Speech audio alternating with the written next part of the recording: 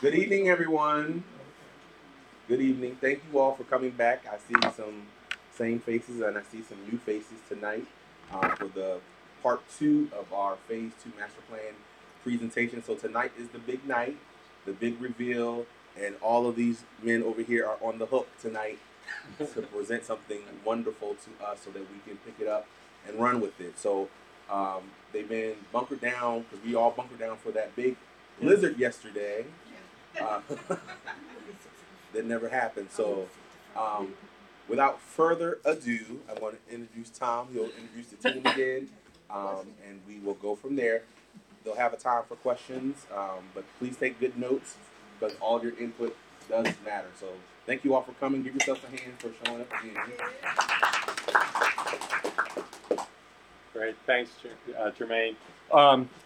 We really appreciate you coming out tonight again and digging out from the storm.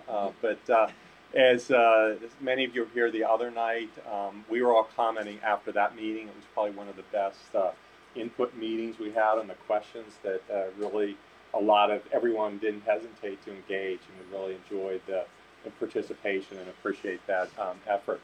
Again, my name is Tom McGilloway. I'm with Mahan Reichel Associates. We're located over in Hamden, the Steve Silver building. My colleague Nathan Scott is right here.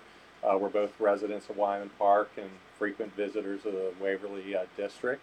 I have with us Trip Muldrow and Ben Muldrow of Arnett Muldrow in Greenville, South Carolina, and Randy Wilson from Columbia, South Carolina. And this is a team that I've worked with in probably 30 Main Street communities around the country. They've done probably a couple hundred more than those that I worked with them. They're really talented. I really appreciate having them come up and help us here in Baltimore. What we're going to, before we get started, actually, I want to thank our funders, the ABLE Foundation, France Merck Foundation, and the State of Maryland Department of Housing and Community Development, who, through Karen Stokes' great work, provided the grant for this effort. I should say. I'm sorry. I'll take credit for that. Okay. But she should really The get two credit Karens for sitting right next to each other. Sorry, Karen. What we're, one of the things before we get started, Waverly Main Street, when we walked around with Jermaine back in October, and he was just ticking off, we would constantly ask, what happened to this mural, or when did this building get renovated? He goes, that was a Waverly Main Street, that was a Main Street project, that was a Main Street. And we were incredibly impressed with the amount of things that the Main Street program over the years has done here. And there's really been a lot of positive investment in Waverly. And I think we're really excited to build on that effort. Our presentation tonight, we're going to have a market analysis, then talk about physical planning and design, and then end on community branding and promotions. This is based on a lot of the input that we had the other night, input we had in October, a lot of the reading we've done, as well as our own observations, kind of taking that input and formulating it and applying it. I'm going to turn this over to Trip, who will talk about the market analysis. My teammates asked me right before we began, they're like, Trip, how long are you going to be? Because I have the most boring part of the presentation because I talk about the numbers. And I always try and scare them and say I'm going to talk 30 to 45 minutes, but I'm going to go through this really quickly. And then they're laughing at me now because they know that I always say that and then I don't. The input we got the other night was fantastic as far as desired uses, and we were really pleased too to have the young people with their list of uses that were incorporated in, and there were lots of good things said in that input. I want to thank Jermaine for the work you did collecting zip code information. It was very helpful to us, and I know you can barely read the slide, but Jermaine stood outside of Giant and Ace and the farmers market and actually intercepted customers and asked them their zip codes.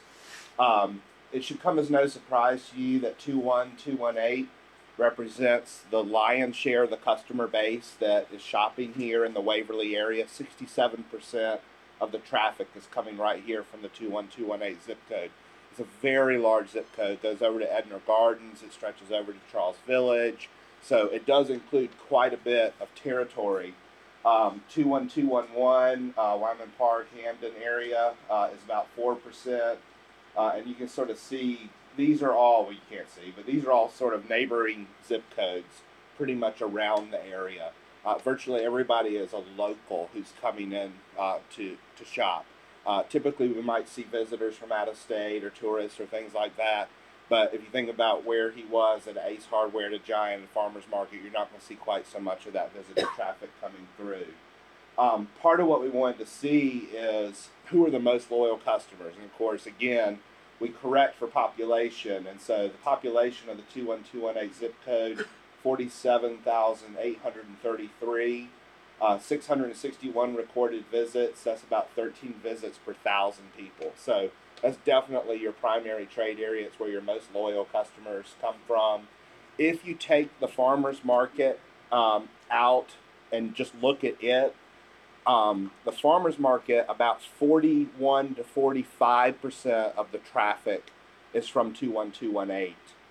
And so what's happening with the farmers market is it's doing a bit better job of attracting from other zip codes than other businesses here in Waverly. Again, not rocket science. I think that's something that you probably would realize is a destination. And so the businesses that like Giant and Ace are catering much more to the local base, whereas the farmers market has a much broader reach when we look at those numbers. Of course, the zip code, and you can sort of see the boundary of the zip code. You know, you get all of Charles Village, and then Johns Hopkins sort of is at the boundary there, and then there's Wyman Park, and that's 21211, really stretching all the way over almost to the Bel Air Edison area, getting Edmund Gardens in, and Lake Montebello as well. So it's covering a pretty big area, that 21218, and that goes back to that population. It's a really big population base. Again, I'm not going to walk all the way through this slide. I'm just going to say a couple things here. It should come as no surprise, just like Baltimore, it has been shrinking in size. 21218 is shrinking, but it's not shrinking at the rate of other zip codes in the city. It's shrinking at a rate of about 7%.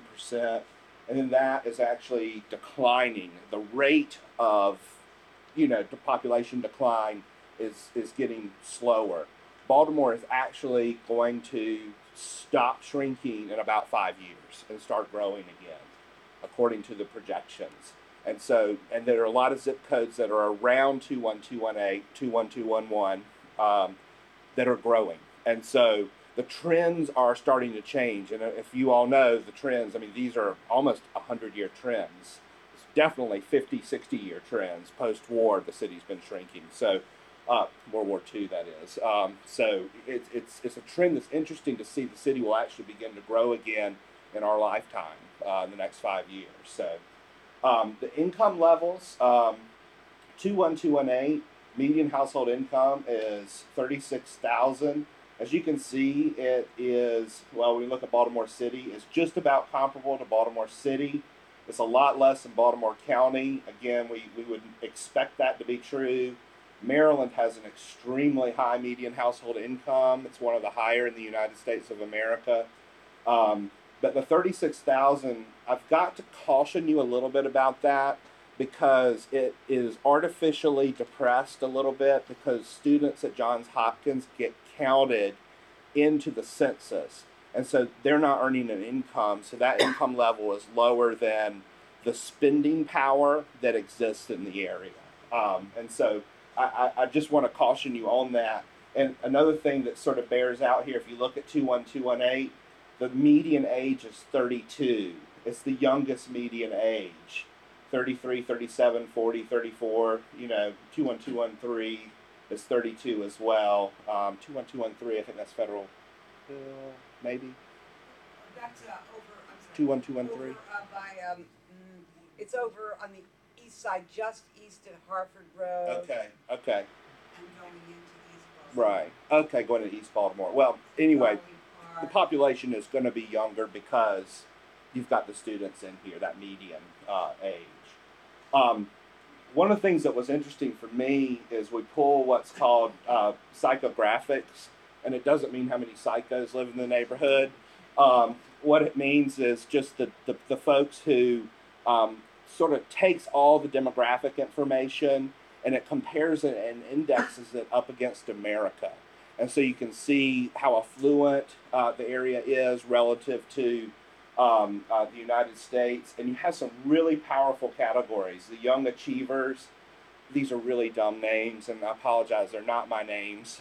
Nielsen, which is the company that does the analysis, they come up with these names. About 1 in every 5 households is called a young achiever, which is a very good demographic to have. Young accumulators is another good one. Mainstream families. This is in the suburbs. This is sort of the minivan type crowd. In cities, it's people who are having children, and having families. Sustaining families. That's probably one of your more challenged, groups here. About 1 in every 10 households. They're struggling to make ends meet. And then you have some folks that are affluent empty nesters. That's pretty easy to describe. These guys, conservative classics, are not as wealthy as these guys, but together they represent about 10%. And then about a quarter are what we call sustaining seniors. And these are older folks who they're in the lower income categories. And so you definitely have some of them here. But then when you sort of take the big picture, you realize that the folks that are, in their younger years represent that majority, which sort of circles back to that lower median age that we saw before. This is what the United States looks like. And so what you see here is it's a little bit more balanced than you are, especially with regard to the sustaining seniors. You've got quite a bit more of them. Again, this is a chart that I'm not going to walk all the way through, but I just want to hit on some of the highlights. It should come as no surprise to you that the money that people have to spend on goods in 21218 compared with what the stores sell in 21218 is different. People in the neighborhood, 21218, have a capacity to spend $618 million on goods. Stores in 21218 sell $229.8 million in goods. So every year you all pack up $388 million and you spend it in Towson, you spend it in other parts of Baltimore, you spend it in other parts of the county, and it's a big leakage amount that you have, and it's happening across the board. We heard comments about a furniture store, $8 million leakage in furniture stores, $16 million in electronics, and appliance stores. You actually do very well in this category. You're selling more in convenience stores than people here have to spend. Convenience stores. So, I mean, you're hitting good on categories that maybe you don't want to hit as good on. Healthcare. I know many of you heard rumors that drugstores were sort of looking at the area. My numbers are certainly bearing out. The 21218 could use another drugstore. It actually could sustain another drugstore. Again, clothing stores, you're hemorrhaging dollars, $31 million a year are flowing out of this area into other areas. When we look at things like sporting goods, books, and so forth, you do pretty good in books, and that typically happens in a university area because you have the bookstore piece. But sporting goods, $12 million, $6 million in that category. This one right here, no matter how you feel about Walmart coming to the community, the demand for the Walmart category is 61 million, and the supply they say is 2 million, but it's really hard to figure out what those stores would be in general merchandise. Basically, there's enough money to support that Walmart and then some, and so that's why Walmart is looking. There's actually enough money to support the Lowe's that was looking at coming, but Lowe's itself had its own internal issues. And so the numbers sort of bear out what you see happening in the market, which is really interesting. Of course, there are a couple things that are fascinating. The special food services category, you're actually selling more than consumers spend, and that's a bizarre category. I had to even look it up. I think some of your carry-out places are getting categorized in special food services, food trucks, food that's to be consumed away is basically what that category is. And so that's a really interesting, and you all know that to be true. I mean, you've got a lot of carry-out. So you're actually doing well there, and you do well in drinking places. If, you know, the demand for bars is not overly high at this point. But you have plenty of opportunity for more full-service restaurants, especially. About $12 million in leakage in 21218. Now, granted, when you contrast this and start looking at this as it compares to the city of Baltimore, the city itself, just to give you an idea of magnitude, your neighborhood leaks $388 million. The city of Baltimore leaks $4 billion in retail sales. That is how underserved the city is by retail. And it should come as no surprise to you. I mean, virtually all the major shopping is outside of the city limits of Baltimore City. Now that trend is changing, and it's changing as the population and demographics change. You know, Tom was sharing stories about when he first moved into the area, there was only one grocery store you could go to, and now you have multiple choices. And so certainly that's changing, but still the city hemorrhages money, and the neighborhood also does too. It's really a story of you've got decent demographics, your numbers look good. You may be declining in population, but it's not as serious as other districts, and you've got all this opportunity sort of waiting. So how do we stack the cards and have a plan for the neighborhood so that this retail corridor can help sustain the 40,000 people who live in the 21218 zip code? So some of the conclusions here: your retail market is grossly underserved, and the businesses are vibrant. You know, you walk up and down the street, yes, there are vacancies, but there are many thriving businesses up and down Greenmount Avenue. And so there is market demand for that. You see things happening here. The demographics of the area is good. It's still declining, but the decline is slowing.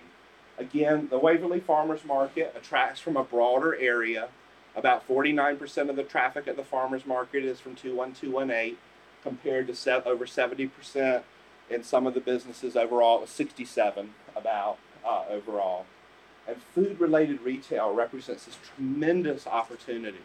Now, the idea of a new full-line grocery store is really not probably enough to support another full grocery store, but it was interesting in our input the other night. You said butcher, bakery, you know, specialty food, ice cream, those kind of things.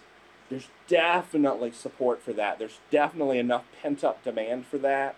And when you relate that back to the dynamics of the market, and can the Waverly Farmers Market start to feed more permanent businesses and serve as an incubator? And where would those businesses locate, and where would they land, and how would they materialize? Because you already have that traffic coming to the market.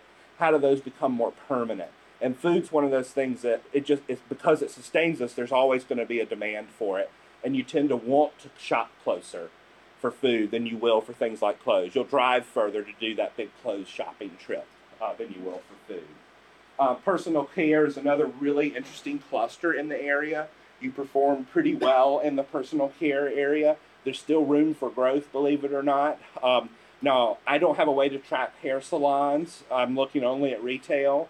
But the idea of things that support that personal care piece is really strong. And then the few gains, you know, are in areas that you're not, you know, overly crazy about. Convenience stores, liquor stores, things like that. So some of the key opportunities, part of what we want to do, and this is sort of the tee up for the discussion with these guys, is we really need people to stay in the district. And what's happening now is sort of a go and get it and then leave district. I'm going to run to Ace, grab what I need, and leave. I'm going to run to the salon, get my hair done, and leave. I'm going to run to the carry-out place, pick up my food, and leave. There's really not sort of a, hey, I'm going to go down to Greenmount Avenue, and I'm going to browse up and down the street today, and I'm just going to spend the day shopping. That's really not what the district is performing like right now. And so there's an opportunity, and I'm not saying that it's going to be kind of place that, you know, let's get all the group together, and we're just going to spend a day strolling up and down Greenmount.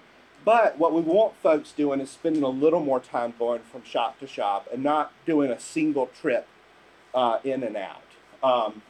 So that's one of the things that these guys are going to talk about, recommending some things, some ideas. We definitely need to attract the customers that are coming to the farmers market to Greenmount Avenue. It's this disconnect, and it's disconnect because it's a block away. And we've got some really exciting strategies to talk about. One is a very short-term strategy. How do we physically, mentally connect Greenmount Avenue with the Waverly Farmers Market? And the next idea is one that when we put it on the screen, I want to spend a little more time talking about it. But it's a more permanent way to link the farmers market to Greenmount Avenue and also help support the businesses up and down Greenmount Avenue and do several other things. And it's an idea you all mentioned in the meeting 2 nights ago, one that we had been mulling over in our mind. And when someone said it, I think we breathed a big sigh of relief. We're like, okay, the audience is thinking the way we're thinking on this. So we'll talk a little more about that in a second. And again, this relates to that. You desperately need, this is a beautiful place. And look at, we're here together in this room, a permanent place where people can come together. There's this thought that Waverly is the boundary line, it's the edge, it's the back door. Why don't we have a place where all the different neighborhoods, Able and Better Waverly and Oakenshaw, can all sort of gather into this neighborhood rather than sort of be the neighborhood or the street that we back up to, that we front onto it instead. And getting families and children to be a part of the district is critically important. We heard a great comment from someone the other day that, we may not always be child appropriate, but we definitely love kids. And so that was definitely a piece that is part of the equation. And again, as I mentioned before, there's a huge food opportunity here to build on the strength that you already have at the farmers market and even the carry-out places. And I loved the comment that we heard the other night that you'll go get kale at the farmer's market and then pick up the chicken box. It's like, okay, I'm going to get my healthy stuff and then, oh yeah, I got to get my chicken box too. So that is a really neat piece of this. And then there's a need to incubate businesses or actually reverse incubate for an existing business to give them other ways to sell. And the farmer's market can be a tool to do that. It can both spin out businesses, and it also can be a way for existing businesses to sell through the farmer's market. And we heard that with Darker Than Blue. They actually sell some of their seasoning and sauces, I believe, at the market. And then, of course, and Ben will be speaking to this, the need for a clear marketing effort. There's a lot of, and I call it exaggerated perceptions about this community. There's a lot of drama about what goes on this corridor that when you get down to the reality of it, it's not what everyone's telling the story about. This is a place that is a very unique part of Baltimore, and we need to emphasize the positive aspects of it rather than let the negative aspects of what's going on eclipse all the good things that are going on. Because goodness knows, if we don't control the story, someone else is going to control the story for us. And bad news is a whole lot more exciting because that sells more ads. And so we need to spread the news, the good news. And then, again, as we market the neighborhood, one of the most important things is we got to preserve the authenticity of it. This is one of the last great real places. And we heard comments and we discussed amongst ourselves. There are a lot of neighborhoods in a lot of cities, and I'm just as guilty of it as the next person. You go and everything's just precious and wonderful and cute and adorable. Well, Greenmount Avenue is really not precious, cute, and adorable. It's real. It's real. And so that's part of what we want to do. And there's something awesome about being real. Don't fool me. Give me something real. And so that's what the next opportunities are. So I'm going to stop talking. Yes, I did go over as I always do. I'm going to turn it back over to Tom to talk about some of the physical planning pieces. And one of the things I really like working with kind of in Main Street communities and approach like this is that when we get to physical design and planning, it's really grounded in some of the market realities. And when we're doing a streetscape improvement or some other improvement, it's not just for beautification, but it's help you to achieve some of the other goals that we're talking about. So one of the things where if we look at the model of the Waverly neighborhood. This is Greenmount Avenue, Old York Road, 33rd Street. The red line is the boundary of the business district. Down here, the boundary of the district. This is Greenmount Avenue, Ace, Beats, and the farmers market site. If we look on some landmarks, there's really a lot of wonderful things in here. St. John's Episcopal Church, the great fire station that's been renovated. We heard the last time of plans for doing a parklet near the book thing, the town hall building, the Waverly's Market, the library, and of course the Boulevard Theater. And this isn't all of them, but it's some of the highlights. And then we add on to that, and we look at some really significant businesses. As Tripp said, it's really a real corridor, a vibrant corridor. Some new, the Peabody Heights Brewery, which we just heard great things about. The book thing, Ace, Giant, Rite Aid. We heard a lot the other night about Waverly Crabs, and a whole host of great businesses. When we were up in October, we went into Main Street Hats, which is right here, which is a really cool little shop that makes wonderful hats. And it's this gem. Unfortunately, from the sidewalk, you'd never know that business existed. And we had one of our team members, Margie Johnson, work with that business owner to give them some tips on their visual merchandising and the storefront. But really a lot of gems in the neighborhood.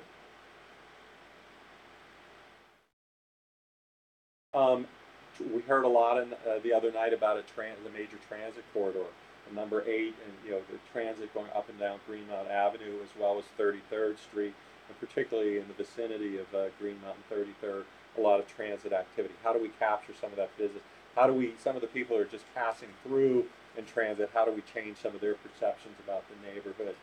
A lot of great planned projects going on. The Waverly Commons project, Rudy here gave a great presentation with the Neighborhood Design Center last week. A lot of work has been going on over the past several years on the Waverly Commons project. And then we went to a meeting about several weeks ago. DOT is in the conceptual stages for a streetscape plan for Greenmount and York Road. So there's already some things happening. Some key opportunity buildings. You all know the Town Hall building, the Boulevard Theater, and Uncle Lee's. And then it's really a series of great connections that we could enhance. It's amazing the proximity between Greenmount Avenue and Charles Village Shopping District, and these multiple direct connections over to the Hopkins campus and Able and Charles Village, the Old York Road connection, and 32nd Street in particular, connecting numerous key businesses. So if we put all these things together, you start to see some critical mass. We have a critical mass of activity happening along 31st Street, 32nd Street, especially with Ace, the Giant, Pete's, and then the Farmers Market, and then of course the 33rd Street corridor. So as Tripp was saying in his data, how do we get people going to one of these uses to come to some of the others? So we have a series of recommendations. Some are dealing with the market, some are dealing with Waverly Commons, the streetscape, and other streetscapes. With Waverly Commons and the Greenmount Avenue streetscape, we realize these are projects underway and a lot has been done already. And it's all great work that's been done. So we had a couple considerations that might fold into the effort as we move forward. The Waverly Market, highly successful market, and we heard this the other night, and I see it when I go over there. It's really an attraction for a wide diversity of people in the communities around here. The new schoolhouse garden that's under construction, this church here, great building, great resource running right onto the market area. We did hear and observe there are limited outdoor dining options for people to linger and stay at the market, limited connection to Greenmount Avenue. And then there's a lot of obstructed sight lines in the market. But just a wonderful resource for the neighborhood and the city.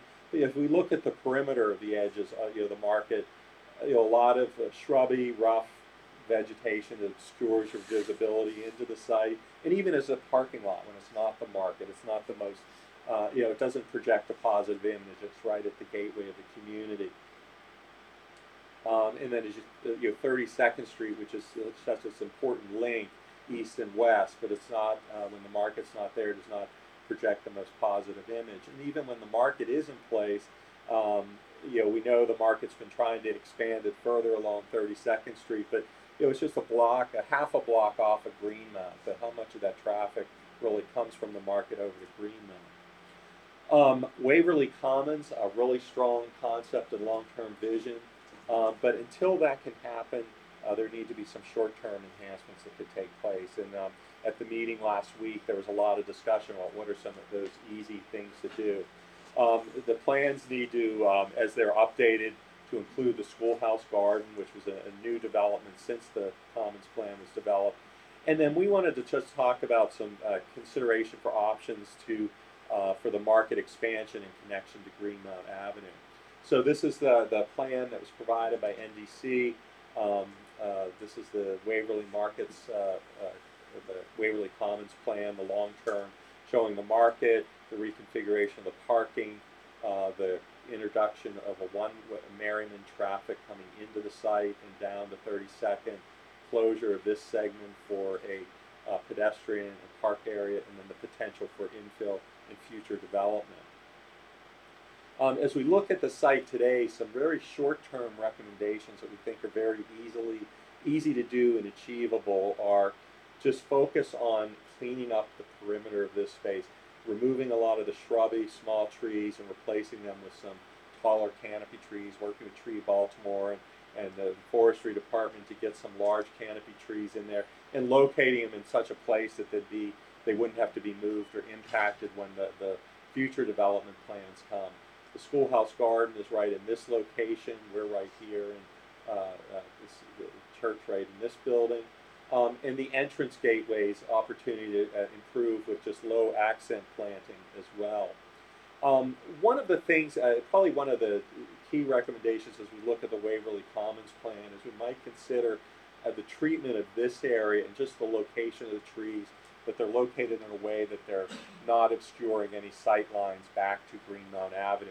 We think reordering traffic back into Merriman is a great concept, and it would be important to keep the sight lines open. We think trees are important in there, but just keeping those sight lines open will be important as this plan develops.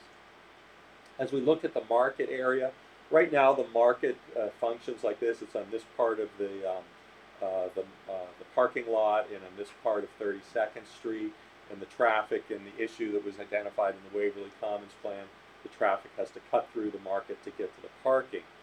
And then if we superimpose, if the traffic flow change is something that's easy to happen from day one, you could easily make that improvement to just changing the direction of Merriman's lane, and you eliminate that conflict between the market and the traffic. There's this wide sidewalk along 32nd Street that just really is begging the opportunity to have some outdoor tables, give some places for people to eat and to linger, and then also start to make that connection over to Greenmount Avenue. You start to get into some conflicts with having to cross that traffic going to and flow through the parking. So one thing we just wanted to put out on the table to consider, and this might be something that could be experimented with, is looking at the market on this half of the parking that gets it closer to Schoolhouse Garden, where you could take advantage of that relationship. We know in the Waverly Commons plan the idea was to have it out and very visible to the street, and that makes a lot of sense. But it's a well-known market.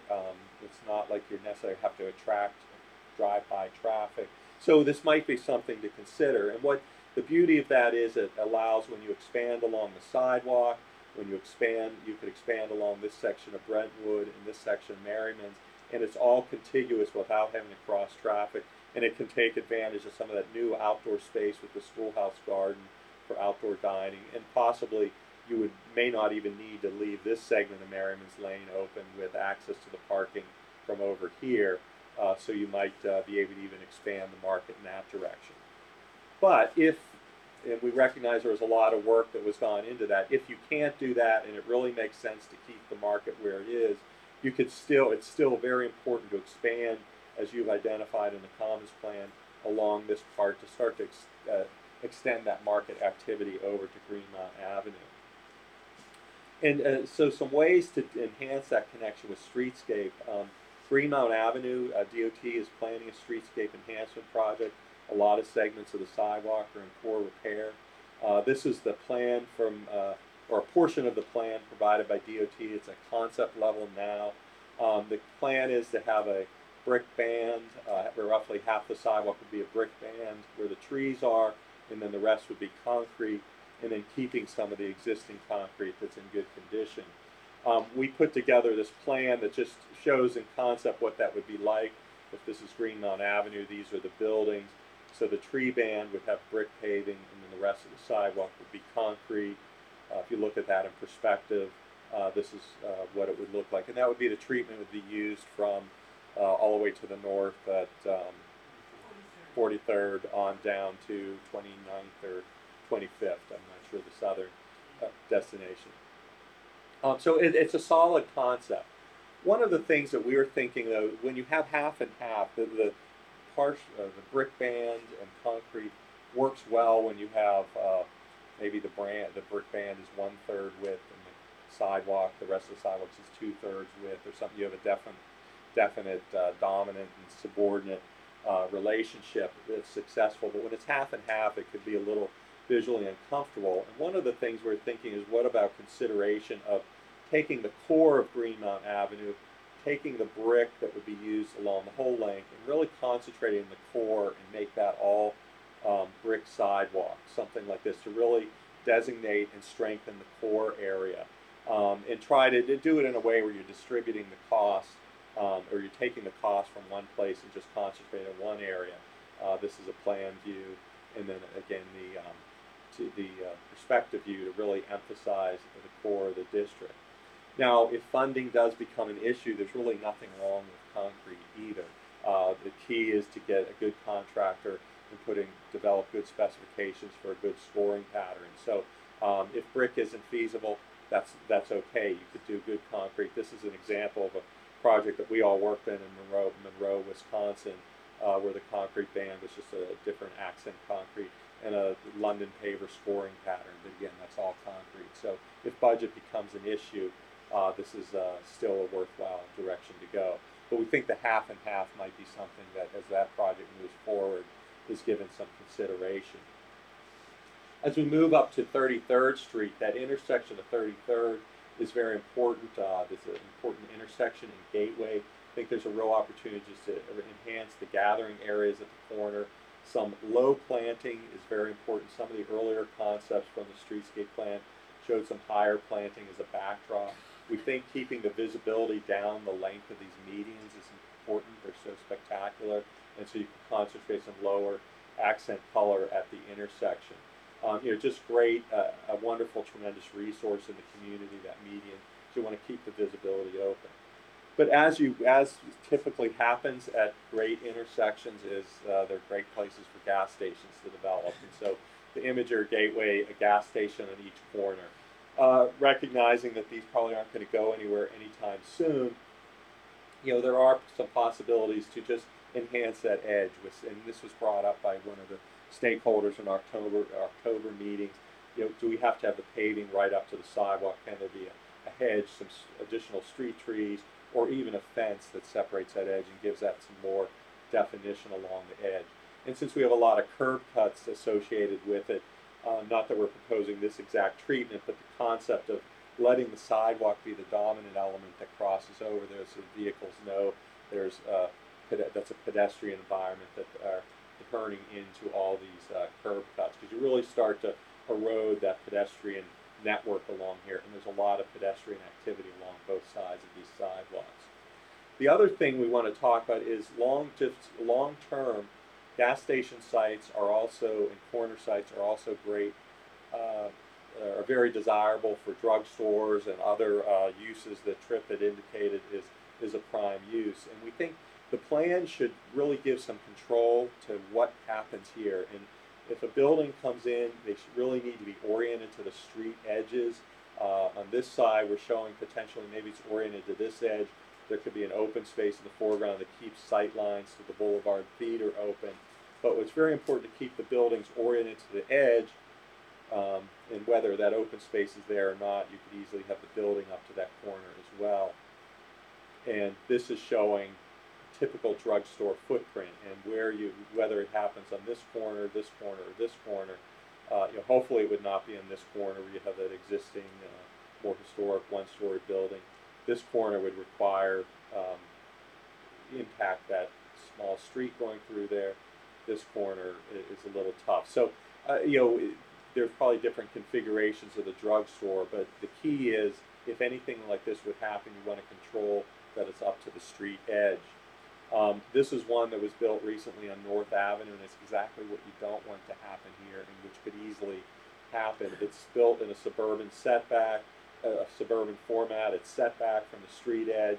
You have all the buildings historically up against the street edge, and here you have the parking between the street and the building, and that would not be appropriate for 33rd and Greenmount, should that happen.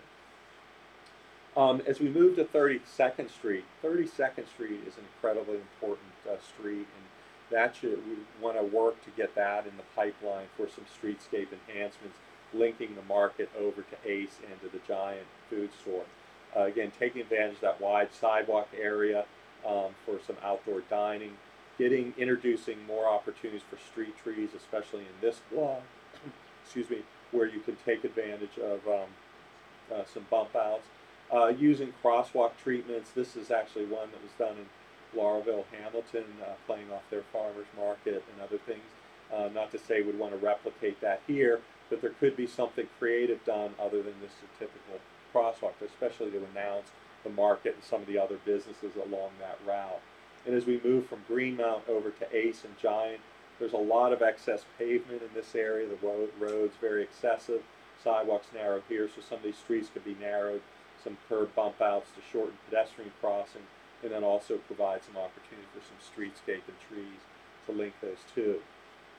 And then 31st Street, in front of the Trinidad Gourmet and the Town Hall building, also presents another great opportunity to create some outdoor gathering area and reinforce that connection back to Hawkins and Charles Village over to Greenmount.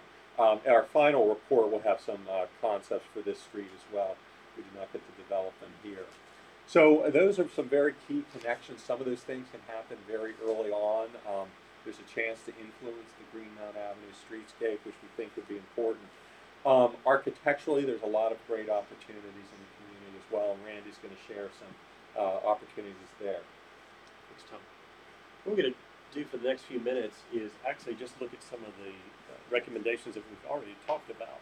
We're just going to look at them from both an architectural and especially from a photographic perspective, and just kind of see some before and afters, and try to understand some in some cases simple things, in other cases complicated things that we can do to kind of accentuate and help out the architecture. The Rite Aid, of course, sits at a very important intersection at 32nd and Greenmount. And right now in its current state, because it's basically painted all white, it's kind of very glaring in the environment, especially yesterday with the massive amounts of snow, which exacerbated that. And so the problem is, just like it's shown here, it's just a very glaring structure. And so with some simple treatments, what we can do is just kind of tone that down a little bit. And we can actually sort of respond to the franchise architecture, or I should say the franchise signage and colors, to draw that into the building and make it make sense. And through some banding, we can actually make the roll down grates and things of that nature sort of feel in concert with the overall architecture, not just kind of punched little elements inside this big field of white. And so by doing this and just relocating their signs, it both anchors the building on the site and just kind of tones down sort of the glaring nature. And again, very inexpensive solutions. This was that wide sidewalk that Tom described, which can connect from the farmers market down here along 31st up to Greenmount. And we do understand, of course, that in a sense, this is sort of a temporary, if you will, transitional piece of architecture, because at some point these will be removed for the Waverly Commons project. But in the meantime, what can we do? And so in concert with discussions with the owner, obviously one thing we can do is just simply either unify the paint scheme of the buildings, or kind of create some excitement through some blocks of color on big elements like the doorways or things of that nature. The approach that this is going to illustrate, and again, you can do either or, is to actually paint some murals which would kind of create the wall of the buildings almost become a backdrop for artwork. And because of its proximity to the farmers market, we thought some graphic elements that are sort of agricultural or farmers market in nature could kind of foreshadow, if you're up here at Pete's, what's transpiring, down below in the farmers market itself. Of course, again, as Tom illustrated, we've got such a nice, wonderful, broad sidewalk here. It allows an opportunity to create a strong connecting thoroughfare from a pedestrian's point of view. But if we can activate that space, with outdoor dining options and things of that, then again, hopefully we've provided opportunities to get your food, eat it here, or vice versa from Greenmount, but just kind of making strong connections between the two. This is the Magic Town Beauty Supply shop down at the end of Greenmount. And again, the irony is inside you've got all of this wonderful, vibrant merchandise, very colorful, but it belies that fact on the outside, which is sort of, monochromatic and really, I guess, effectively just black and white with a little bit of brown. And so we kind of use the signage itself to kind of drive the color scheme. And so by choosing sort of a kind of a deco, if you will, period signage scheme in this blue, all we have to do is if we just, instead of this shingled kind of covering, which doesn't really do much either from the standpoint of design or from color, if we interject a striped awning, then we can introduce at least 2, if not 3 different colors. Now, if we want to choose something other than blue on blue, fine. I'm not going to debate that point. But the point is, it just allows an option to introduce 2 or 3 different tones of color to draw the detail, because all of this detail already existed in the building. You just couldn't really see it or recognize it.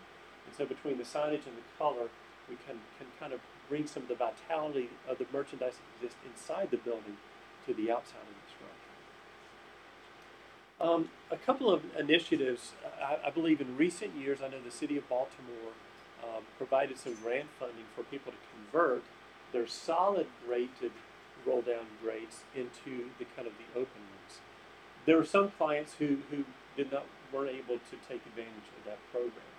And so in the instances where you still have a solid one and an occupied building, then what about the notion of just applying artwork to just kind of create kind of a backdrop for artwork? And there's some techniques that you can use. I know one of the difficulties at times of getting paint to adhere to galvanize is you can do an acid etch wash, and if you put an electrostatic charge on it while you're painting it, it can sort of hold the paint firmer, just like if you were going to repaint your appliances.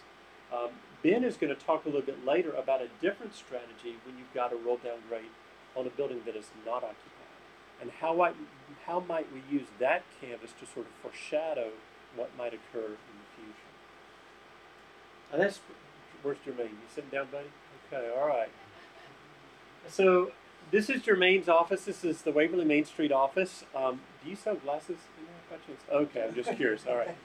Obviously a formal optical shop, and so this is a sweet little jewel on Greenmount, and it has a lot of opportunity. And so there were certain aspects of this little, I call this a skinny building. I love skinny buildings, okay? And so the nice thing about a skinny building is it affords you an option to kind of, exercise or use more expensive materials because you have so little of them. So I'm not going to lie to you. I've taken some artistic license. I have no idea what is underneath this wood siding. Okay, I really don't. It may just be brick. It may be something else. I'll explain why I'm going to suggest what I've shown here. But so this product is technically known as, depending on the manufacturer historically, either Vitrolite or Carrera glass. Same product, 2 different manufacturers. Thus the 2 different names. Now there are people who both stockpile this product and apply this product. But I'm not going to lie to you, it's not cheap. Okay? But they make a replication product, which is kind of a porcelain vinyl adhered to just kind of a backer board, at a third of the cost, and it looks virtually the same. But that is what I'm suggesting. This was a material that was very prominent in sort of the Art Deco period. And because you kind of had the ribbed panels at the bottom, we'll use the galvanized here at the ribbed at the bottom, for safety and for, just snowplows and just dirt and all that kind of stuff. But use the other material up above. And then just insert enough of a little projecting canopy to provide some shadow above the roll down grate. And then if you just painted the roll down grate kind of a darker charcoal gray, it just kind of recedes from view and is not as prominent as it was formerly. And then what I would recommend is the canopy effectively just becomes, if you will, a plate for your statuary letters to rest inside. This was a technique that was used a lot in the Art Deco and period, and I think it would become a really cool backdrop for your Waverly Main Street sign. I'm not going to get into the color scheme because I'm going to let Ben unveil that, but basically the color scheme here bears a resemblance, or I should say a relationship, to the overall branding campaign and strategy for the district. This is Kitty's Lounge. Yeah, all right. And so this is its existing conditions. And again, if you look, if you've not paid attention, this building has some wonderful, wonderful detail. You know, if I was a betting person, you know, based on the glazed, glazed brick and this surround, again, it almost sort of harkens to a Deco period building. And so, based on, again, this notion of Carrera glass, let's try to really emphasize that and really play up the Deco nature as well as kind of the edgy lounge. And so during the day, of course, we'd have this sort of stylistic neon, but at night, of course, you'd get this really cool kind of ambiance and just kind of clean up the overall. You like that? I will go all the way back there. Lord, yeah. Okay, y'all ready for this one? All right. So, okay, well, this was fun. This was hard. But obviously this is your town hall building. And if you've not had the privilege of seeing the historic photographs, this is what the building looked like historically. So just real quickly to kind of highlight some of the comparisons.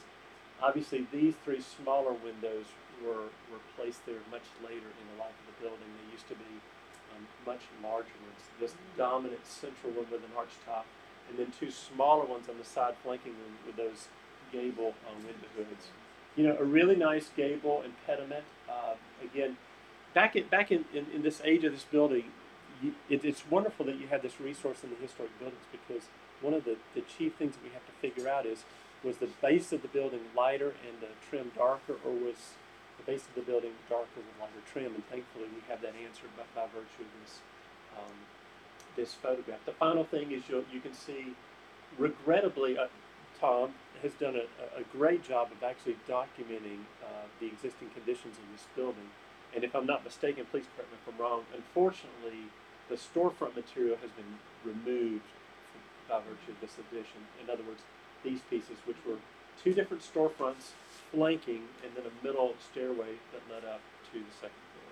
So with no further ado, existing conditions and a photo rendering illustrating, kind of taking it back to that historic context. Again, I hope it's okay. I decided against, actually town halls civic buildings were actual candidates for all white buildings. In other instances, white was really never the color of choice. But I still decided, since it's probably not going to revert to a civic use, chose to tone it down with a little bit more, subtle, if you will, Victorian color palette. I love this building. This thing is awesome. And I think, and again, true confession, I didn't have the privilege to go inside. I can't tell you precisely the plan, how it's being used, but my gut tells me it's a large space that's only being occupied, only a little bit of it's being occupied in the U.S. Is that a fair? Is good? I don't think so. I think it's well, there's nothing left inside. No, It's been gutted. we would have been in there if we had to dig it out ourselves if there was But space But- inside. Okay. are you saying, Go ahead. is it fully utilized with supplies? Is that what you're Yes, saying? So is this business occupying the entire space on the inside? Because I heard it was 13,000 square feet. I mean, 1,300 went in there because Yeah. he's a theater guy. Right, He right. runs all the Rotunda Theater. He loves that place, and he put a theater there. But there's nothing. He says there's nothing there. Okay. Yeah, Okay. for him. Right. But go ahead. Maybe we'd love to read. Well, here's. We checked it out, yes, it's a theater too, and what it doesn't have interior colors, so. Okay. Right. But it's being used for all kinds of places. I think you can buy knives and earrings. There you go. Nice. Okay. Well, nonetheless, we're going to propose some uses based on the crowd got really jazzed the other night. We asked the question, "What would you like to be able to do or get?" And some one changes if we had a chunk of money. And a lot of people talked about this building. A lot of people talked about the presence and the importance of the arts.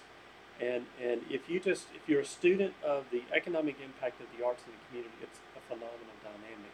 It's regrettable that we had a contingent from the Nunavut Arts Studio the other day, and so we're going to show this, and we're thinking about this as a building, at least part of the building being used for sort of an arts use. So real quickly, what you're going to notice is we're going to clean this up. We're going to change one letter. We're going to try to bring the historic, I should have there's a historic photo of what this used to look like. I should have included that, but kind of restoring this with some messaging, and we'll just go from there. So ideally, we'd love to see this just change this one letter from D to T, and this becomes the Boulevard. Oh, And it's a building that is devoted to the arts. I'm hoping and prayerful you can squeeze a theater in there, but we'd love to have some gallery space. Tell the folks over at 901 we'd love to see them housed here if possible. Okay? This billboard provides a really wonderful branding and marketing opportunity for the neighborhood. Again, I'll let Ben unpack the color scheme and the imagery, but again, that is an opportunity. It's just begging, Let's try to. Yeah, just go back. Yes, Oh. ma'am. Can I have a picture of that for Sarah? Oh yeah. Well, by the way, let me also mention. Oh, do you have this? No, go ahead and take the picture. Tonight we're going to upload the entire presentation. So if you've seen something, you've been massively scribbling notes, you want to take a picture, it'll all be available to you. But anyway, anybody else want to go one more time? Before, after? Okay, we're done. All right. Last but not least, this is Uncle Lee's building. You should see the crowd. And if you remember, Tripp painted a very compelling economic development strategy around the need to get folks to stay, in quotation marks. This whole notion of how can we convert the person who just goes in and grabs, some food to somebody who lingers a little bit longer in our district. And so our as Tripp alluded to, we'd had some internal conversations about that, and then this idea was actually brought up in the public meeting the other night. And it's this whole notion, and if I don't get the details right, please tell me. You're doing great. It's this whole notion of a place where people who get all their takeout food could actually go and eat. Okay, it's in other words, it's kind of the anti-food court. It's a place where you can go and eat. There wouldn't be vendors there, but it's just kind of a community gathering spot where you can go and eat. And it'd be also a place for the folks that are waiting on that transfer. Exactly. They're out in the weather, they're standing there on the street. Again, we recognize it would take a lot of, care and management, but we think if we gave the neighborhood a place where you can dine together, a place where you might have a family reunion on a night, or a dance, or a wedding. But a place that during the day is a dining room. It's a place where people eat. It's a place where people gather. It's a place where people rest. It's a place that's sort of a symbol, and this is such an important spot. And so that's really the idea that we're driving. We imagine a lot of different partners as being part of the project. So imagine MTA being a partner, because MTA has all the transit that they're dealing with here. This could be where you get tickets and things. Imagine, Greater Homewood being a partner. Imagine PNC Bank, which is so community-minded, possibly investing in this because they're interested in creative ideas. Imagine this having art inside, where local citizens and 901, could exhibit what they're doing. There's so many different things that could happen here, and I think we tend to think, gosh, everything's going to have to be bolted down. It's going to get beat up. But if we provide a nice place, people will take care of a place if we give them a nice place. And so that's really the idea, and I'll let Randy talk more about it. Oh, great trip. And again, such a great location across from Boulevard. It's, right near the corner, 2 different transit stops. And so we're going to call it Eat at BYOF, bring your own food. And so the whole notion is, and again, the building just lays out perfectly for this use, using just roll up kind of, garage doors, you can have open air or closed depending on the weather. And you just go inside and eat. You know, maybe some is closed, some is open. With rooftop. Yeah, yeah. If you want to have rooftop dining, you don't have to check the structural integrity up there. But that's the whole notion of this particular thing is bring your own food. Thank you very much. Now Ben's going to talk about some of the graphics that you've seen sprinkled throughout. All right. Now the boring stuff's done, so we can move on. You know, when we talk about the identity, I think one of the things that's so very interesting is Waverly has multiple personality disorder.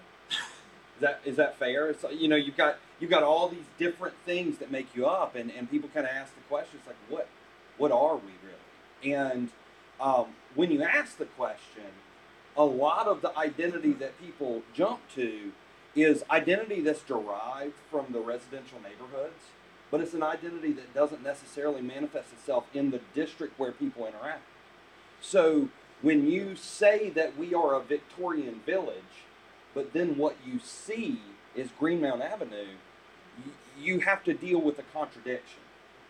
So how can we take advantage of both of those? Because both of those identities are who you are, and both of them are unbelievably valuable. So what we're really trying to do here is we're trying to establish an identity for your retail district while also shoring up that historic identity of your neighborhood. So we've got a couple different things that we're going to go through. Now, with this, typically, we take a pretty easy approach to this. We try to give you 4 defined tools that will make up your toolbox, that will help you to consistently and effectively communicate. So we've selected some typefaces, we've selected a color palette, we've designed some logos for you, and then we've started to craft this overall message. And I don't know what's next, so we'll have to, the brand statement's next. So what we always like to do is we like to try to capture the essence of this place with a brand statement. And then from that brand statement, we'll build the graphics on top of that. And I'll let Trip read it, because he's our architect of words. So your brand statement, again, we're trying to, this is designed to be pieced apart and used in pieces, but we're trying to capture the essence of this community in a few paragraphs. So if you'll indulge me, and a lot of this is built on what we heard you tell us. What is Waverly? It's that place around the corner. It's called by many names. Greenmount, the road, Waverly Village. It's a Saturday market, a grocery, a hardware store, takeout shops, places to get your hair done, a bookstore, a brewery, churches old and new. It's neighborhoods of all types intersecting in one place. It's storefronts and street scenes, houses that stand alone or in rows. It is the bustle of traffic on foot, by bus or in cars. It is real life in a real city. We're the quirkiness of Baltimore in an unassuming wrapper, rich and poor, black and white, old and young. We are people from here and people who chose here. We are writers and historians, rappers and radio personalities, old colts, new ravens, and always Orioles. We are hardworking people. Where is Waverly? It's where different neighborhoods intersect. Oakenshaw, Waverly, Better Waverly, Hable, Guilford, and Charles Village come together here. It's where University Parkway angles into the grand boulevard of 33rd, where the old York Road angles off Greenmount. Waverly is more than a dot on a map. It is a place where neighbors come together. For some, it is the edge and edgy. For others, it is the simple and well-centered. When is Waverly? Waverly is as old as the city when a simple road connected Baltimore to York. People farmed here, formed a church, and created a town. Waverly is Victorian Baltimore with painted ladies, angled roofs, ornate details, carved woodwork and stone. Waverly is legendary baseball and football in the shadow of stadiums now gone. Waverly is activist Baltimore, where fights for equality took place next to bustling businesses on the road. Waverly is now still alive, still humming to the beat of the city. still moving forward. Why Waverly? Then why? Why Waverly? The better question is why not Waverly? We have tenaciously held on to this place. It is real. It is authentic. It may not be on the regular tour, but if you round the corner, take a look at it again, you'll see a place moving ahead, grounded in its history. This Waverly come at it from a different angle.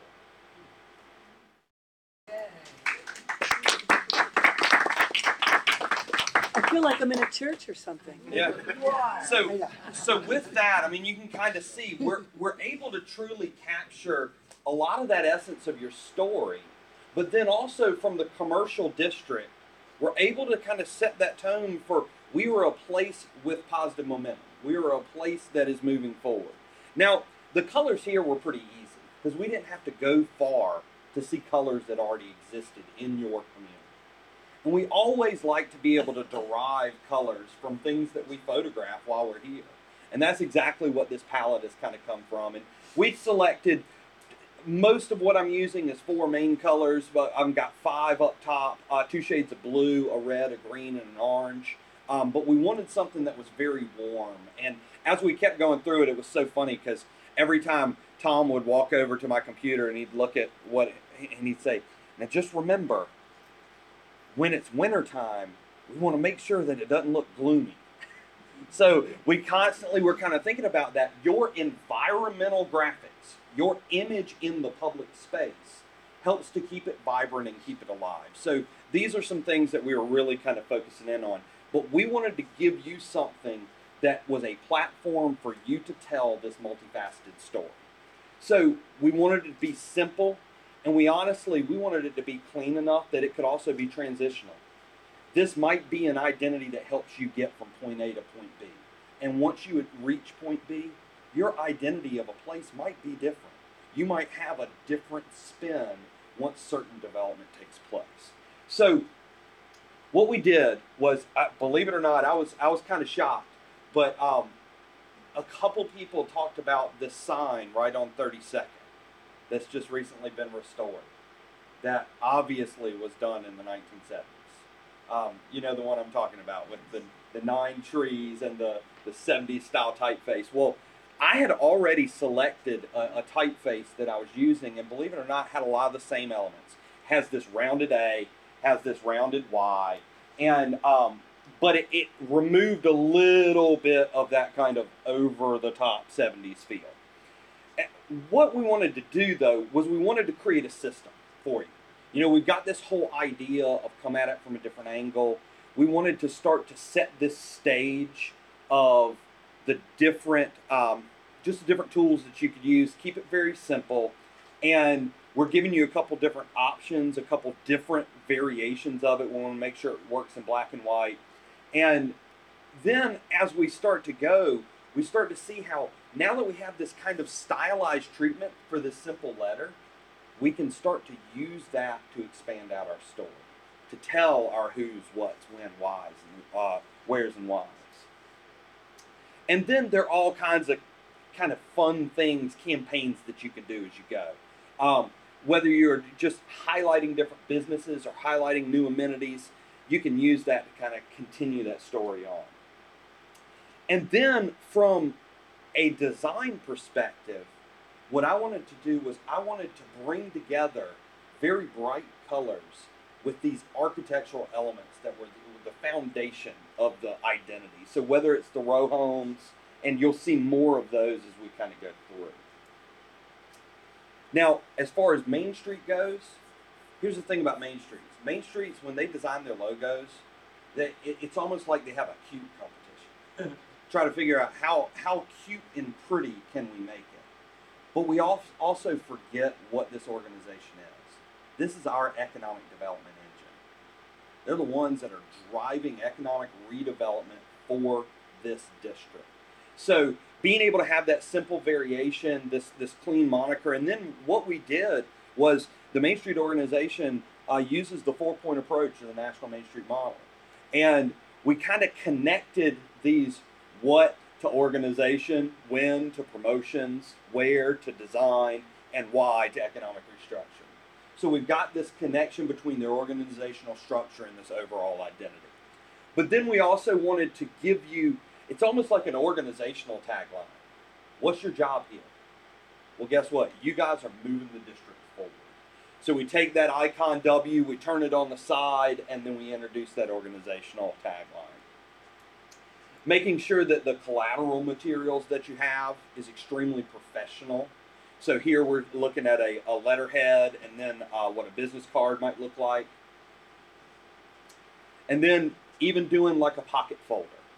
And here we bring in these different architectural elements, but we do it in such a way that I can guarantee you there aren't going to be a lot of Main Street organizations whose collateral materials look like this, because they are playing off that precious, like Tripp talked about.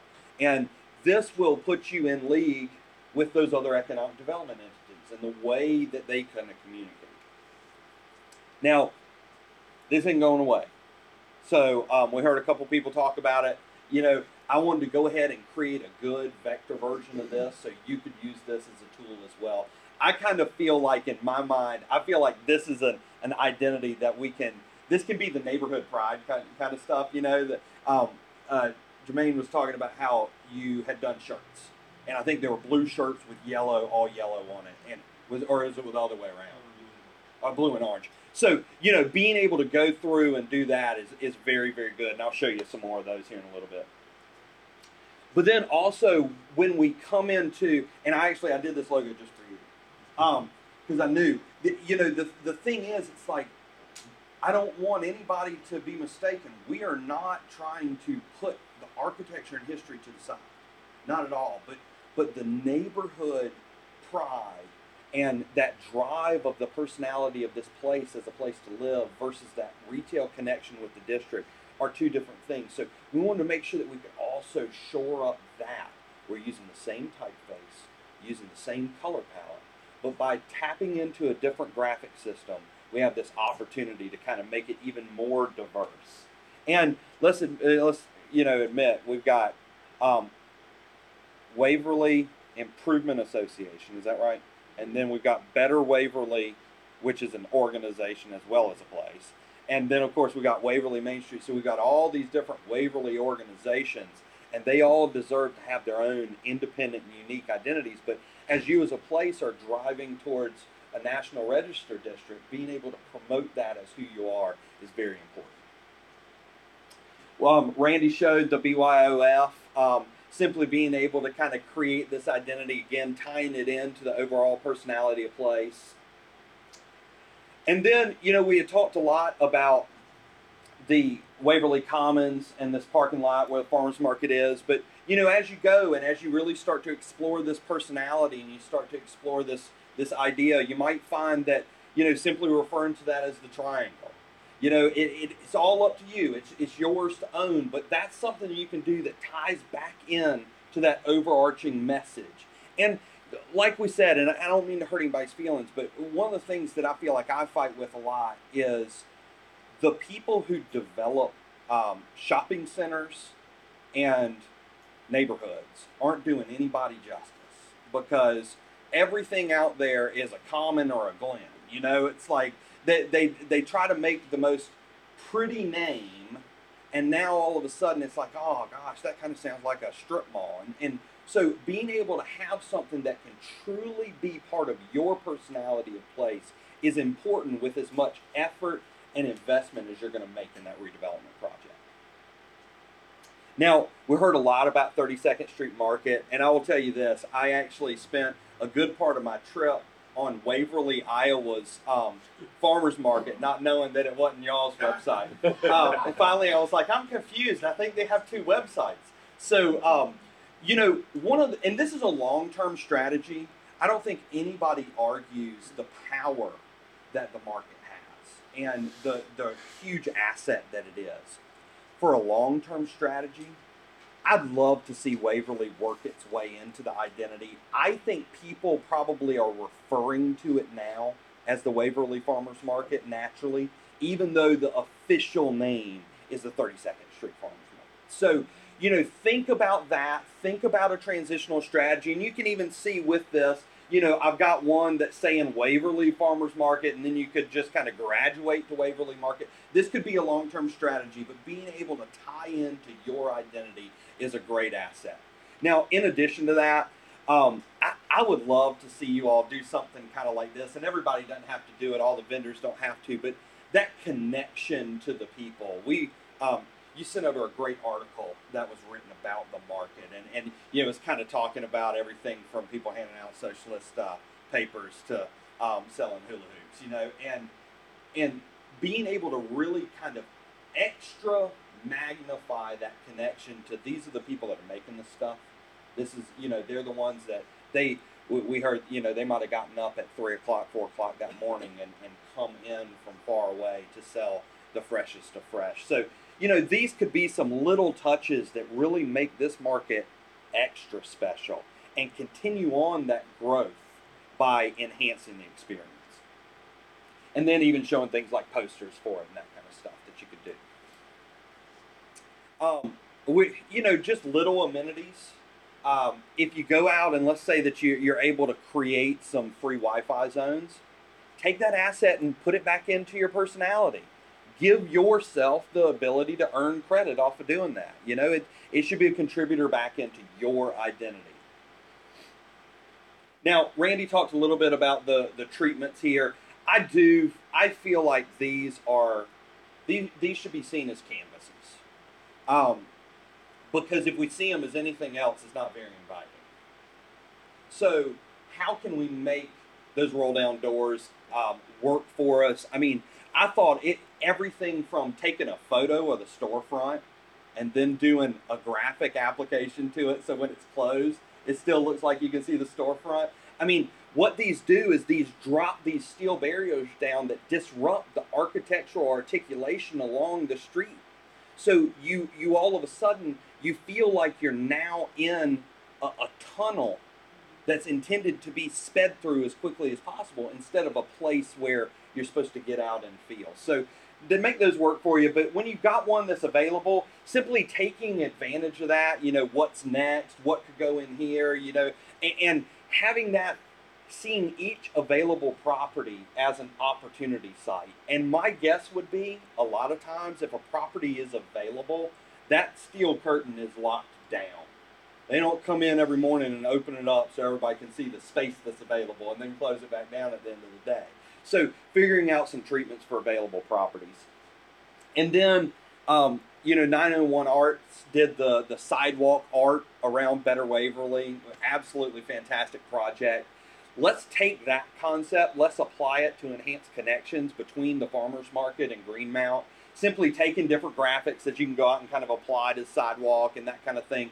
These can be temporary. I mean, one of the coolest things I ever saw was, and I mean, granted, it was in New York, so they do things a little crazy there, but it was for a lingerie store. And they did these things on the sidewalk, and it said, from down here, it looks like you need a new pair of underwear. You know? But it's like, all of a sudden, you're like, okay, you got my attention. Now, we move into wayfinding signage. And with this signage, again, whenever you're going to make an investment like this in signage, make sure that it is amplifying your own personality of place. Now, these are a little out there for some of the stuff that I typically do, but I mean, it shows you how it's okay to be creative. Treat this like an art project to a certain degree. But you see where we're replicating the identities, we're bringing a lot of that in and being able to repeat that over and over again. But then this, to me, could be super, super cool. Imagine running down all of our light poles. We start to bring in metal, laser cut, and powder coated letters, and are all W's in different typefaces. And then you start to get words that amplify or kind of, you know, they show the personality of that particular typeface. So, you know, whether we're talking about historic or fun or retro or smart, you know, all of a sudden, this builds a depth to this simple graphic identity. And it creates a certain amount of intrigue. And I'll tell you, just so you know, I mean, Nate and I actually had a really good conversation about how should we do this. And I kind of asked him, I was like, should I have solid blue block above with the letter cut out of it? Or should I have the letter be the thing that's left there? And I knew that in terms of visual impact, the solid with the letter cut out would be more visually impactful. But Nate and I agreed that this was far more compelling. And that's what we really want people to do, is we want them to be compelled to spend more time and compelled to explore a little more. So this could be a really, really fun project for you to pursue. Now, in addition to that, those are all kind of permanent signs, but our temporary signs are very important as well. So whether we're, let's say some orange cones go up and we're getting ready to cut some concrete and drop in a planted median. Well, typically an orange cone denotes frustration, and, most people are irritated by it. Well, we want people to see that as a sign of progress and change. Because with the streetscape project, you're going to be seeing a lot of orange cones. So we need to start changing that culture and realize that each one of those projects is actually something moving forward here in town. In addition to that, we'd love to see a lot of new facade work that goes on. And we want the community to celebrate investment from the private sector that's made in reinvesting in those buildings. But feel free to say it with personality. Feel free to have fun when you talk about it. And then, I mentioned the streetscape. Streetscapes are not fun. When it's done, you can have a big party, but during it, it is not fun, especially if you're a business owner. So we need to be able to make sure that we're communicating very well to our businesses and very well to their customers. We need to make sure that people realize that businesses are still open during construction. And we also need to just make them realize that this is not a bad thing. This is the realization of our vision. So get on board, get through the frustrating time, and be there at the end to help celebrate with us. Now, one of the things that that we had talked about too was, being able to enhance that communication with the contractor. So we came up with this idea of waffles and cones. Having a breakfast with the contractor on a regular basis, so the businesses can go out and they can get the up-to-date from the person who's actually in charge of the site. And these have been very, very popular in other communities. I had a community just outside of Chicago, and they had a bridge closure in their downtown. And there literally was no other way to cross the river for about 4.5 miles in each direction. So that communication was key in helping people, helping those businesses to survive during that bridge being fixed. I want you also to just think about all the things in your environment as the opportunity to add character. So, this farmer's market lot, got all these gold meters in them. Just, see those as an opportunity to have fun. There's part of that that's business, and there's part of it that can be fun. And believe it or not, my first job that I ever had that I actually got paid real money for, I restored parking meters and, gas pumps. And these are not hard projects to do, but wouldn't that be cool if you started to walk through there and every single one kind of had its own unique flair to it? Then also even moving into things like merchandise, we need to give people that live here the opportunity to say we're proud to live in Waverly, whether it's a hat or a cup or those shirts that we talked about. Hey, let's expand our color range. And, if people buy them, let's give it to them. Let's give them that opportunity to show the pride. Even doing silly things like paper placemats that you can use while you're over there in BYOF. Historic walking tour. A crazy, creative, quirky, diverse, boisterous, unique Victorian village. It's like Victorian Village isn't enough. We've got this, we've got all this on top of it, and being able to kind of tell that story. And then simply showing some of this imagery and some of the message, how they kind of come together. You are a place, we heard it over and over again, it's like so many neighborhoods are right around us, and we just kind of, we're just kind of considered theirs. If they have to shop at Giant, then, they kind of consider us part of their home, and being able to better establish your own identity. being able to play off of that whole concept of coming at it from another angle and doing some things with your type and with your design that really reinforces that. Taking that letter and being able to go through, I've already made a whole list of words that start with W that you'd actually want to say. Whacked out was not one of them, but warm-hearted is. So, you know, you can be selective as you go through there, but there's a lot of expandability there. And then showing off some of those assets that you do have, artistic, the writings on the walls. You know, the fact that you've got both row homes and standalone Victorians makes you unbelievably unique in this city, and that's something to really be promoted. You know, and also just the diversity of the people, but that diversity does really contribute to a unique flavor. And you know, you have a unique collection and a unique set of circumstances, and that is what makes your one identity, is all of the things that you have to kind of tie together. You know, even kind of playing off of some of the imagery of things that, as they exist now. And again, like I say, being able to have a confidence to talk about yourself. Being able to have the opportunity to say, you know what, I mean, I love living here. I feel like the people that we have heard from, like, we love it here. And not only do we love it here, we don't really care what those other people have to say. If they haven't taken the time, we don't want them here. Because the people that we're around are cool. And those people stink.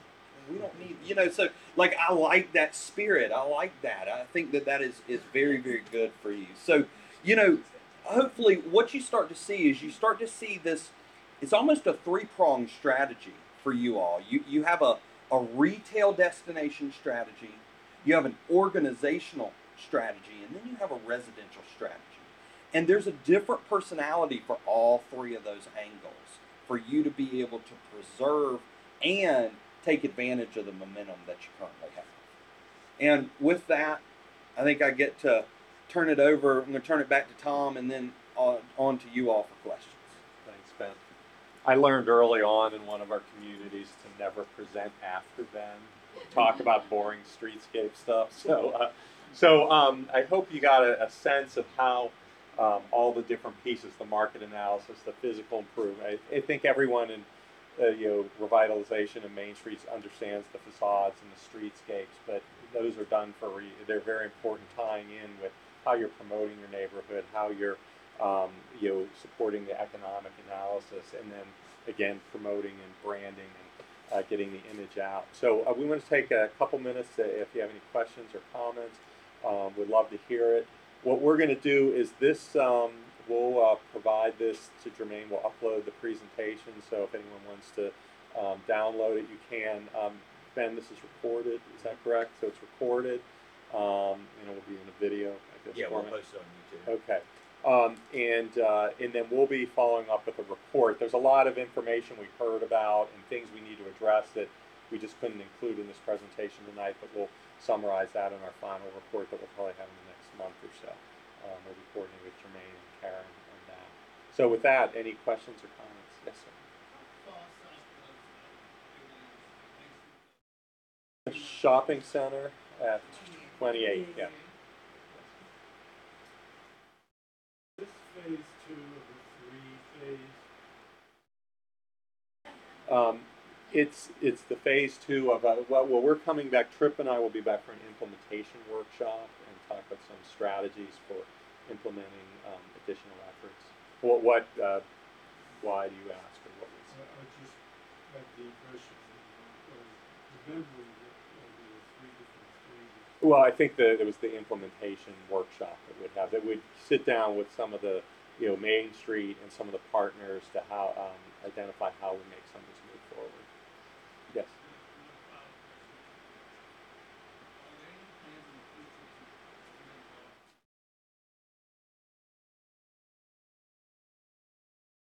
Are they? Is shopping center involved?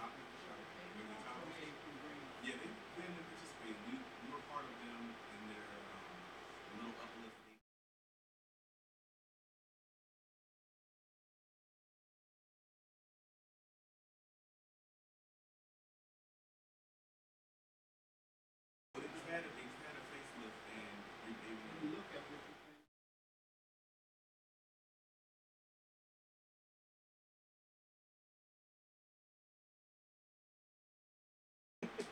And one of the things that's really important to consider is, and we always run into this, we work in a district, especially a fairly large one like this, and you think of all the things that could be done and all the opportunities, but it's very important. There's a danger of spreading your efforts so thin that they don't make an impact, and that's why a lot of our effort is really focused on some things that could, not only long term, but some very quick things you can do in your core and help to kind of set a tone for as you expand out. And but certainly the shopping center could tie in with the promotional materials very easily right on there. Yeah.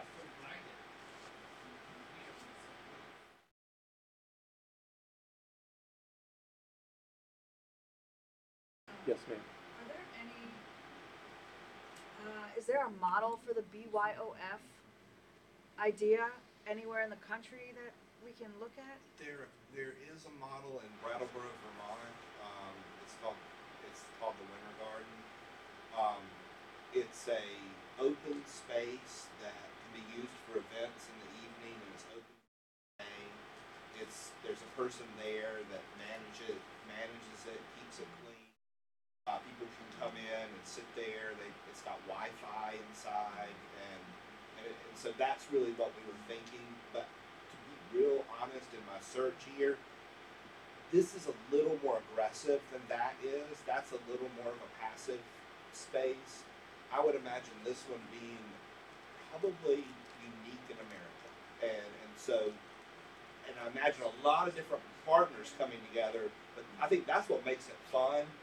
One of the inspirations, and Randy and I talked about it, was we were out working outside of Tacoma, Washington, and there was a brewery that had a you could get their beer there, but you couldn't get any food.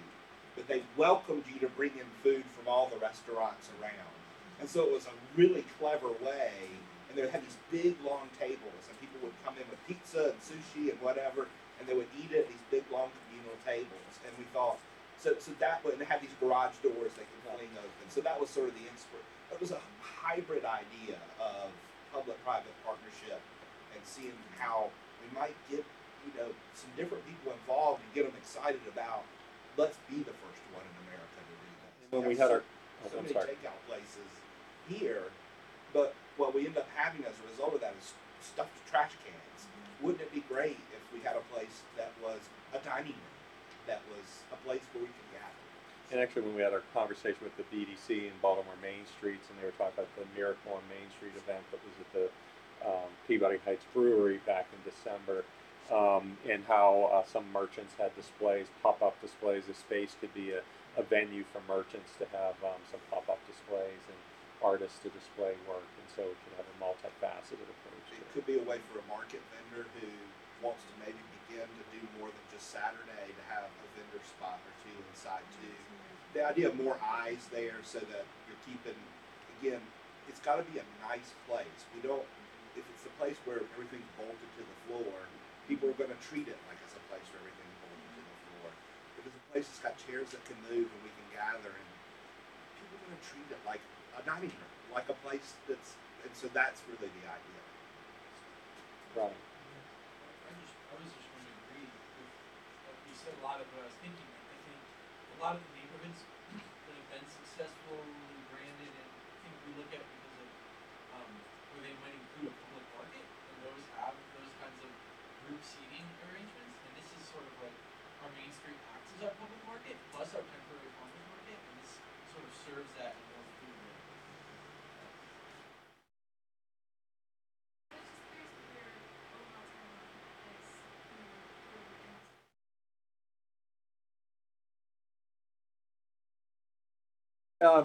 It's a That's a combination. great option. Yeah. Yeah. Thank you for Hey, giving us that one. Actually, we made sure that, we wouldn't be doing anyone any favors if there weren't some things that you could do right away and very easily. So that's we focus on a lot of those.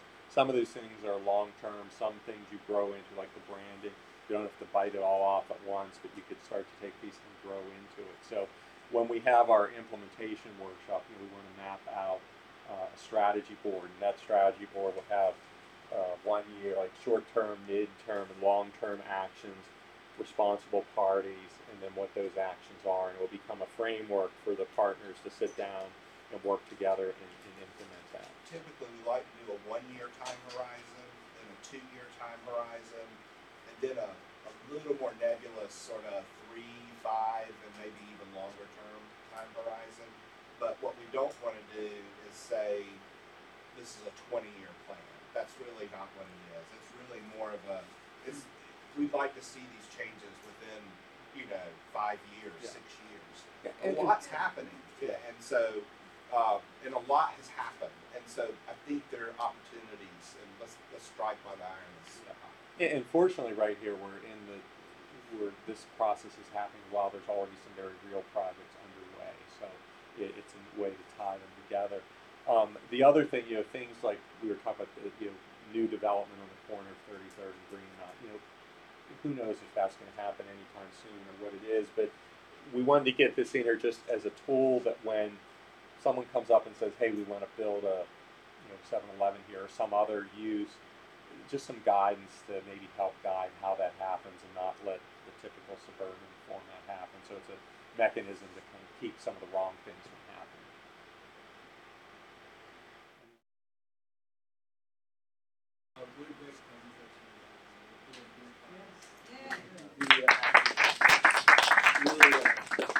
I think the uniqueness of the community that, well, we study this at the NDC team is they got some knowledge and some discussion. The slogan of coming in at really hard work. It's probably intentional, but I think that really ties elements of the community and just the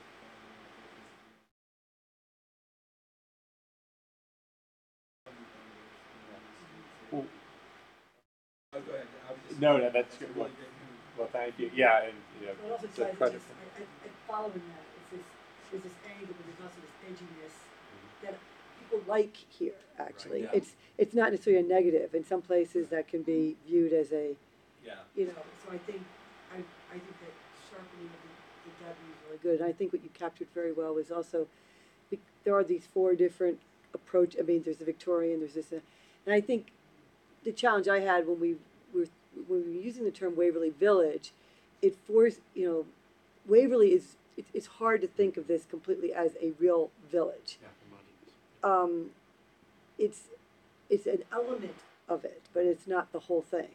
And I think by thinking about the W and just sort of the Waverly, and then you're able to bring in all 4 of those different pieces that you were looking at, I think allows, as you said, everyone to feel like they're not abandoned. It's a holistic kind of approach. Yeah, It and builds on everything that people have been looking at. yeah, and it really, what I really liked about it when Ben started talking about it was one of the things we heard the other night. We had just a fantastic meeting the other night, a lot of energy from the participation, but with so many. Not anyone was able to easily describe, well, what is Waverly, where is it, and a lot of people talk about just the different people of all income strata and races, and you have all these differences coming together in one place, and it really helps to pull that together. And one of the challenges we heard from people was it feels like it's not the heart of any community, like the Avenue in Hamden is the heart of Hamden. Waverly, Greenmount Avenue is on the edge of multiple communities, but I think this is a way to turn that into an asset versus a challenge. Yeah, Peter. Well, I think one thing that helps physical reality of cars zooming through